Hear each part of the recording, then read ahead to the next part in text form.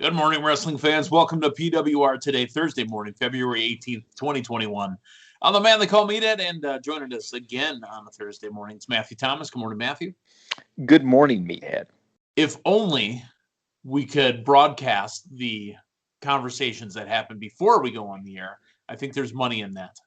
Oh, yeah. I think that we don't let anybody know anything else, and then we one day monetize it, and we just we let them in our vault. Yep. Or we could open our forbidden doors. That's a possibility. That's a possibility. It's be like creamy peanut butter, brown, smooth, and eat it as bread. That's a Shakes the Clown reference. That's a Shakes the Clown reference. All right, let's refer to our sponsors this morning. Manscaped.com, always taking care of us with the promo code PWR, saving 20%.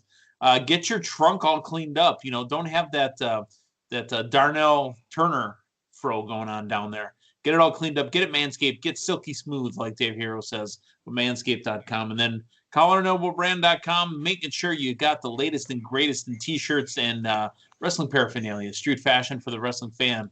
PWR360 is the code. Saves you 10% from CollarNobleBrand.com. Matthew Thomas, let us talk about some stuff that's happened last night in wrestling. First off, let's go AEW. Are you ready? I'm ready. My first question to you and my question to all the listeners is, Kenny Omega the AEW heavyweight champion, or is he the WWE heavyweight champion? Did he was the title lost in a dark match at a house show or something we're not aware of? Was there crossover that they never promoted? That's a way to get some viewers. It's me goofing on Jim Ross. He slipped and called Kenny Omega the WWE champion when they went to a promo package of Kenny reading books to the kids. That's funny, but I mean, what are you going to do? It was a mistake. And, those kind of mistakes, you don't acknowledge them. You just move on. If you acknowledge it on Twitter, that's fine, whatever. But when you're broadcasting, you try not to point out the errors and you just continue on. Stuff happens. It's live television. Yeah. Hey, the show opened up with Hardy and Hangman Adam Page. That's Big Money, Matt Hardy. And they took on the team of Hybrid 2, which is Angelico and Jack Evans. They do not do that opening promo segment. I mean, literally, welcome to AEW. Ding, ding, ding, ding. It's time for a match. I cannot remember the last time they opened a show without a match. Matthew? Yeah, no, I'm right there. The good thing with this, at least it was a storyline-driven match. It gave us something that we had last week. Some of these opening matches are there to be a good athletic competition, but they don't really further, the ball that much down the field. Yeah, and this was basically we got the payoff for the interaction and progression. That we've been seeing with Hardy and Page, and we got it relatively quickly as well too, which I think was a good move because we had the slow burn on the thing with the Dark Order, which you can make the case is still going on now. I don't think we necessarily needed another slow burn with Hardy and Page. So I'm glad we got to some, to some resolution. No pun intended there. Here's the thing. So they needed to start building towards a pay-per-view because how long can you have just the one match that you're advertising and building week after week, which is Sting and Darby against Team Taz. They also had the tag team match built. They built some more matches last night. This is a match that's going to happen at AEW Revolution. It's, he tricked Matt, got a different contract, and says he got a match at Revolution. It's going to be a big money match. It's a stipulation, not a specialty match. Stipulation. So sadly for me, I will not get specialty match points in the PWR draft. But if Adam Page wins, he gets all of the, 2021 first quarter earnings from Big Money Matt Hardy. Matt Hardy wins, he gets Adam Page's first quarter earnings for 2021. That's got to be a heck of a check.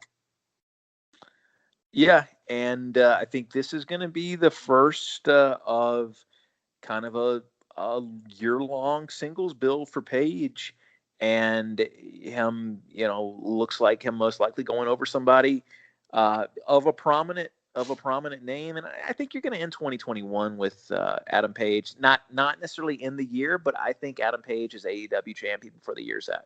Yeah, sadly, it won't happen before the end of the PWR draft season. But then again, come after WrestleMania, I may draft him again. We'll have to see. So I think this definitely pays off for Page, and I think he wins. Plus, if you really think about it, if you're thinking about it as an actual match, who would win more money if they won the match? It's definitely Adam Page, because Matt Hardy is also pulling money out of Private Party. Mm-hmm. Very true. Okay, so NWA Women's World Champion Serena Deeb takes on Rio. Do you like that they keep letting us know that Rio only weighs 98 pounds? They really seem fascinated with that, don't they? They do. Yeah. I don't think it's a plus. I think it's unneeded. Yeah. Here during this match, we had been asking this for months now. They confirmed during commentary that Serena Deeb is actually a part of the AEW roster. Some good information to have, because that hasn't been very clear thus far. No, even though she's still NWA World's Champion, and that's fine, because John Moxley still talks about being the IWGP champion, the U.S. champion in New Japan Pro Wrestling. So it's okay to have different belts while still being a part of an active roster. So Serena Deeb, officially, according to commentary last night, now an active member of the AEW women's roster. A bit of a upset, I think, that Rio wins over Serena Deeb, but it's good for business. So Serena Deeb does not go on to take on Thunder Rosa in the next round. Rio will.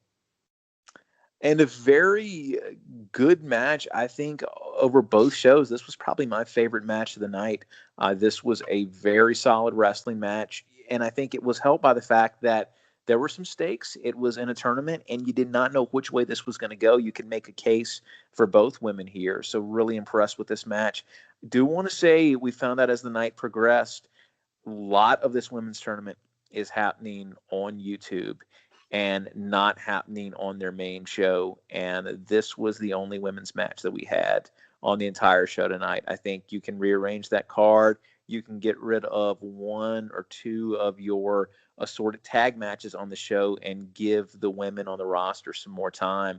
There's some pretty good marquee matchups in the first round of this tournament that viewers are going to have to see on YouTube. Mm-hmm. And for a company who seemingly has misfired a little bit on the women's division, I think the lack of screen time, especially when you've got something misfire on their misfire. Yeah, is a misfire on the misfire. So I would like to see more of the actual tournament going on, during the actual show. And I think there is absolutely room to pull and matches with next to no stakes that you could take off the card for the time being.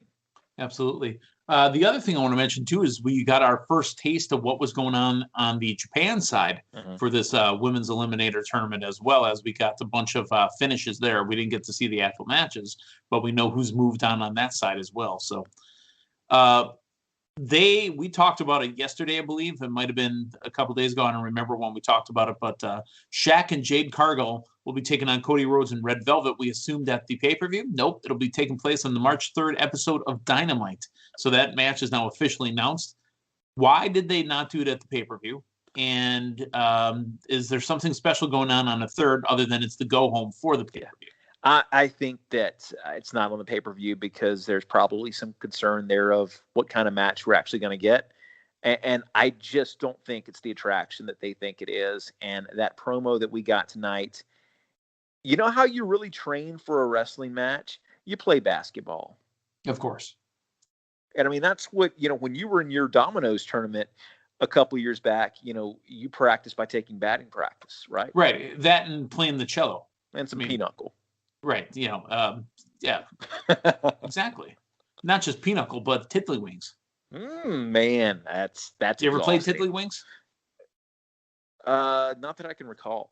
It's the game where you flip the little discs with your thumb. You thought I was saying tiddlywinks as a goofy name. It's actually a game. Tiddlywinks. Yeah. No, I thought for some reason I thought it involved straw, little straw looking things. No, that must have been a movie you were watching last week. All right, maybe I'm thinking about toothpicks. Possibly. Hey, I was wondering when were they going to put Orange Cassidy back out and get him working again? Because after the little push that he had going Yeah. against the TNT champion, and then, the little push he had with Chris Jericho, and then the other stuff, he's been gone. He came out for a squash match against Luther, and you wouldn't think that he should be squashing Luther, but he did. And then that honestly was a 2 to 3 minute match. Yeah. Yeah, it doesn't. The thing with Luther, I don't think it does anything with him. Nah. And it's just, it's a chance to get him on TV. And yeah, I mean, it's an Orange Cassidy appearance is basically what it is. Yeah. Sting was supposed to call out Team Taz last night, and they make a point of pointing out this isn't COVID that stopped it, or some sort of stuck on a European tour or stuck in Saudi Arabia, but half the talent was gone and they couldn't travel across country because of the weather going through the middle of the country. So we had Brian Cage, we had Taz, and we had Hook walking to the ring. Obviously Hook's going to be around where Taz is, father son, and then Cage was in the building as well, but the rest of Team Taz nowhere to be found. Brian Cage powerbombed, really just an amazing powerbomb, just looked aggressive. Sting in the center of the ring, and there was a great shot looking dead over the top of Sting, just passed out. Yeah, no, I mean, I think it was effective, and I mean, Brian Cage is a very effective looking talent, and I think this did what it needed to do last night. Am I wrong in assuming that Brian Cage, obviously a big wrestling fan, but he seemed to be doing a couple different wrestlers' things last night? He put a cigarette out on Sting. That's a Kevin Nash move. Mm-hmm. And Who Better is from Canyon. So maybe he was a big WCW fan. Yeah. Brian Cage, I mean, another future main eventer in that company, I think. And he's in a good role right now, but I think if you really wanted to turn up the gas, he is somebody who is very, very believable in a Lesnar-esque way as far as being this big athletic monster. Yep. WWE champion Kenny Omega with Don Callis. Yes, I know what I did. I did it on purpose.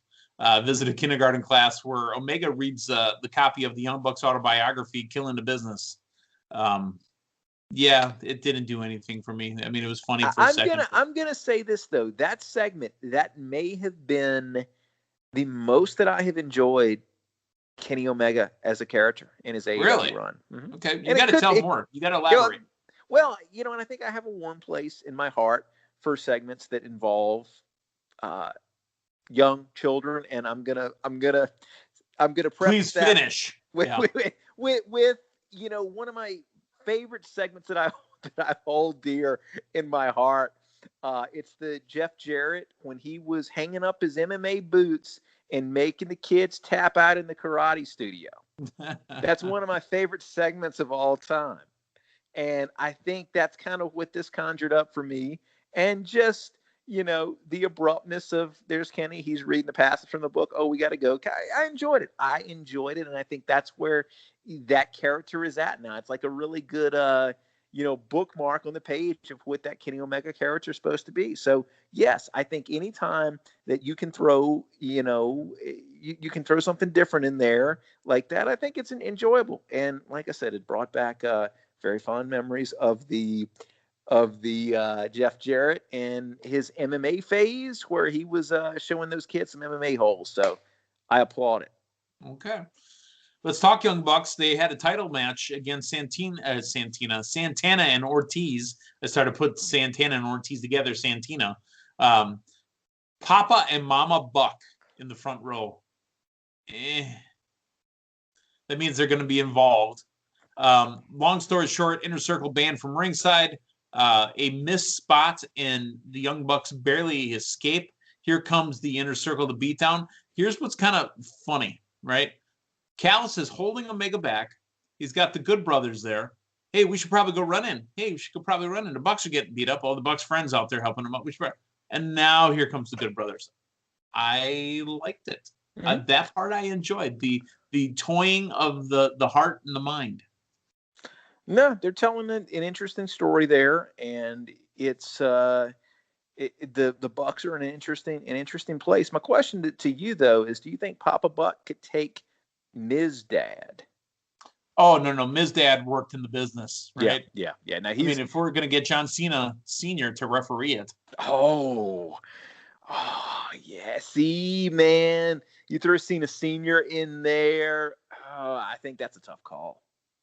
You never know. Hey, did you know, again, I asked you yesterday that Matt Sydal had a brother, Mike Sydal. Well, he wrestled last night, and FTR, Wheeler and Harwood, took on Mike and Matt Sydal. Yeah, something that really stood out with this, and I guess I realized it, but did you know FTR's only had one loss in their tag?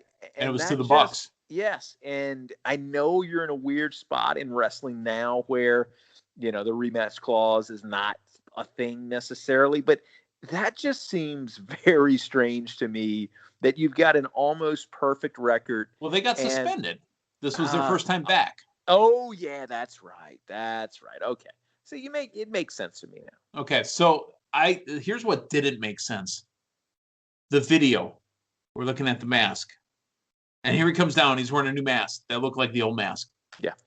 What the hell was that? I'll be the first to say I don't get not the wrestler, but I just don't get the character, and I don't get the stable. I'm interested in both Jungle Boy and Luchasaurus. I think as individual wrestlers, there's definitely something there, but I have a hard time believing and becoming invested in that stable the way AEW thinks that the audience should be. Right. Maybe it's for the kids. I don't know. The main event was the Mad King, Eddie Kingston, Butcher and the Blade, taking on the IWGP United States Champion Jon Moxley, Murder Hawk Monster Lance Archer, with Jake the Snake Roberts, and Ray Phoenix. Now, the match is what it was. Good Brothers jumped Moxley from behind, and they held Moxley back as Omega and Callis came to the ring. Omega, holding the piece of paper, said he was aware there was a rematch clause in the contract. So it's WWE that doesn't necessarily always have a rematch, but there is a rematch. But Omega said at Revolution it's going to be an exploding barbed wire death match. Wow. The match that we never thought we wanted is going to happen. Yep. The match that everybody and their brother has been pining for. Right, with John Cena, John Cena Sr. and Meathead. Yep. The thing of it is, AEW is still in its infancy. The company's 18 months old. Well, the company's older than that. Older than that, but we're talking about the episodic national TV age. I think they have a habit of falling into this pattern where they try to be everything to everybody. And they have dug into this hardcore thing several times. And more often than not, it's involved Moxley and or Omega. And we're going back to that well. And I don't know. You can go down any segment of people who are currently watching professional wrestling now. And I just don't know that you got that market. It was, and there's hardcore wrestling fans out there, but I just don't know that this is the draw they think it is going to be. Right. And and it's going to be the main event. Yeah, and I'm curious, of how they pull it off, but it's not something that I feel like is a huge slice of that pie anymore in 2021, just because it seems like everything has been done and you've gone down that hardcore route in your mainstream professional wrestling. And AEW, I think, at times has a bit of an identity issue. And I think they're trying to find that lane of really what they are. And this is going back to that well that it feels, in a lot of ways, this feels like a lowest common denominator pull. And maybe we will be surprised and it's going to be a spectacle, I'm sure. But I don't know that this gets them any closer to being that company that is, that is that competition for WWE, that is that other mainstream wrestling company. I just don't know that this is the way to do it. Well, that was AEW Dynamite. We're going to talk NXT next. And the show opens with Kyle O'Reilly after what happened on Sunday night at the Vengeance Day. Kyle O'Reilly is out in the ring looking for answers.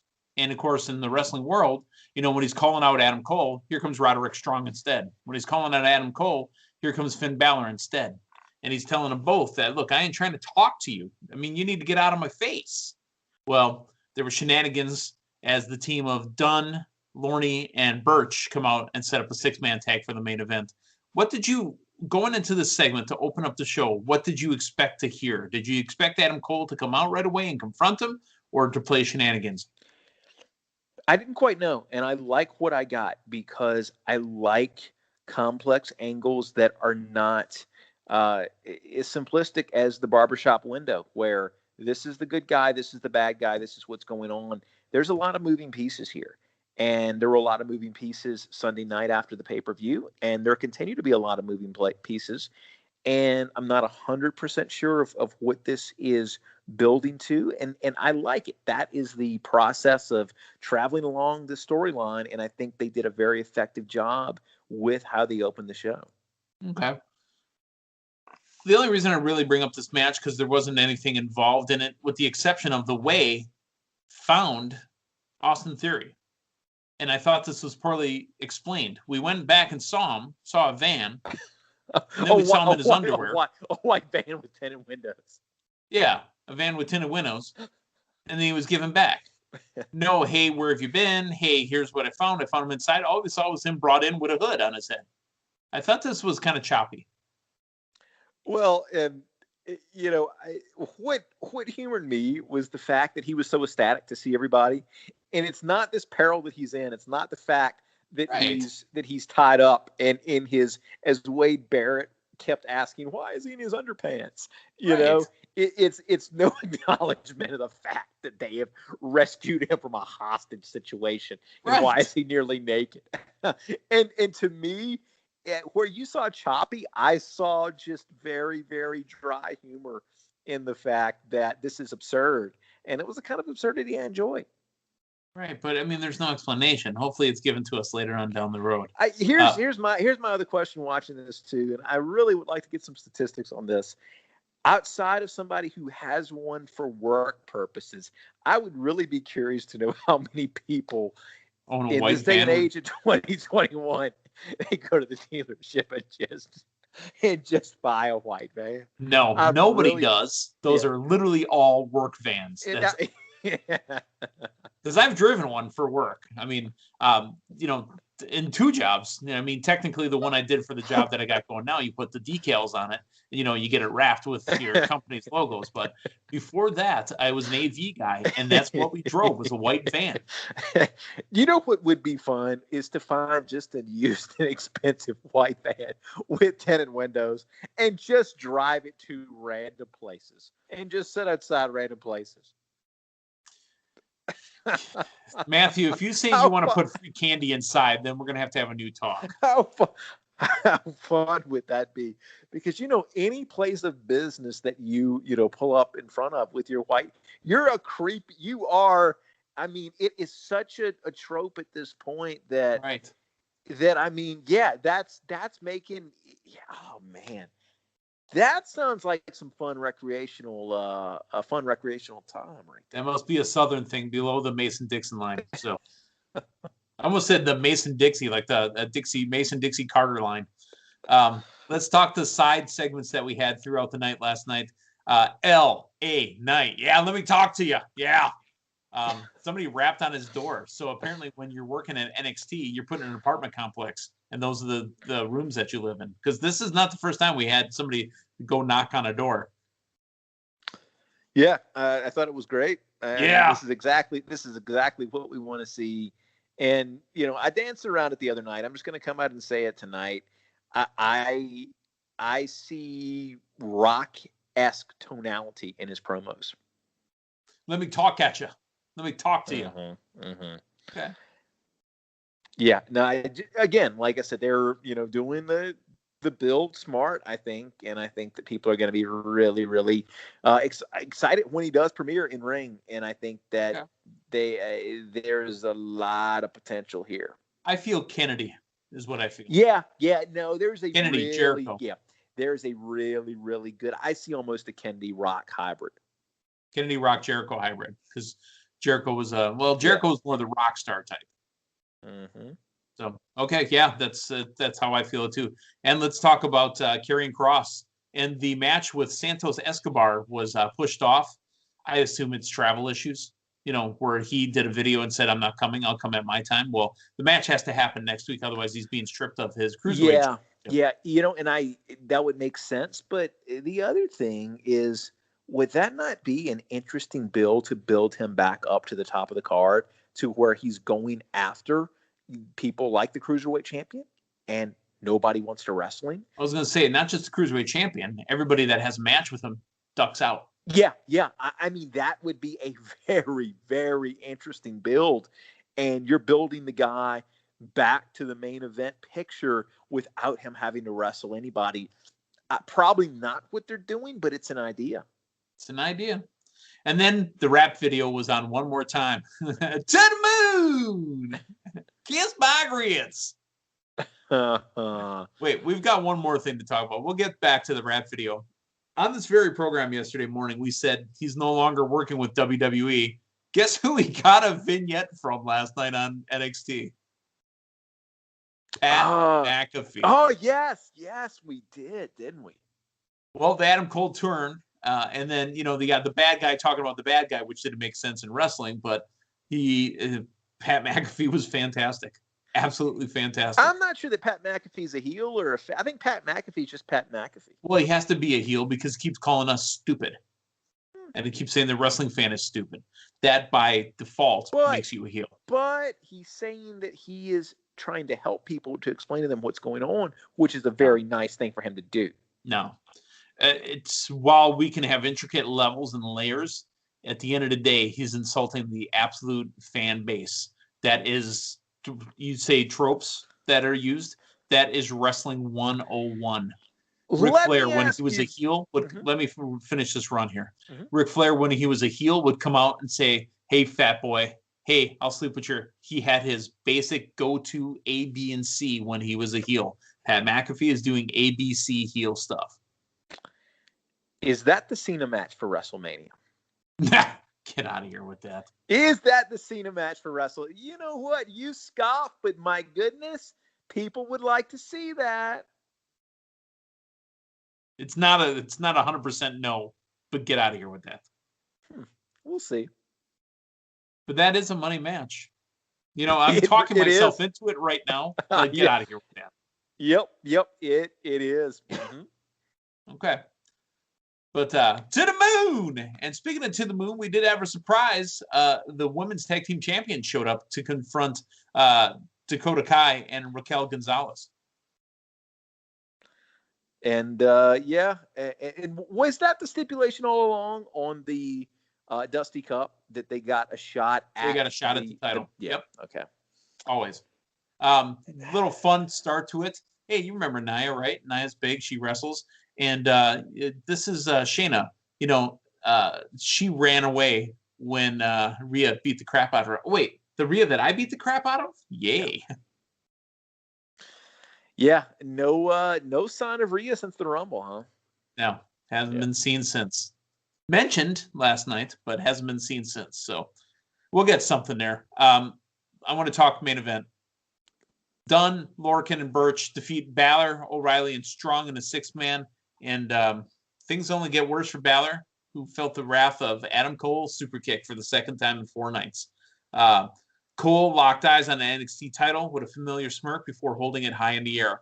We do have a bit of news. I didn't know if I was going to bring this up or not. There is talk that Kyle O'Reilly suffered a seizure last night after they went off the air in front of the crowd. Triple H and medics came out to help him, and it may have been involved in that stair spot.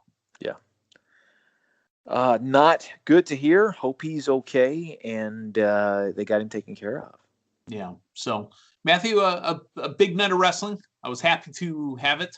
Happy to watch it tomorrow morning. We're going to break down the first episode of Young Rock. I'm looking forward to it. I will, between now and then, I get to watch Young Rock, and I've heard very good things about it, and I can't wait to watch it and tell all of our loyal listeners what I think of this piece of art. Yeah, I'm kind of excited to see it. Looks like they're going to have actors playing all the famous roles. So far, I've seen on screen, I've seen Macho Man, I've seen Andre the Giant, I've seen JYD, Iron Sheik, the Wild Samoans, Rocky Johnson. Wait a minute. This is not the Tina Fey, Alec Baldwin deal? No. Tina Rock? No. I thought that's 30 Rock. Same company, though. Okay. Yeah, I kind of wonder what we're doing in the show. Okay, it makes more sense now. Yeah, so we'll break that down a little bit, and then we'll talk about what's coming up for the weekend, including SmackDown and Elimination Chamber. So, for Matthew Thomas, I'm the man they call Meathead. Hey, thanks for stopping by. So long, everyone.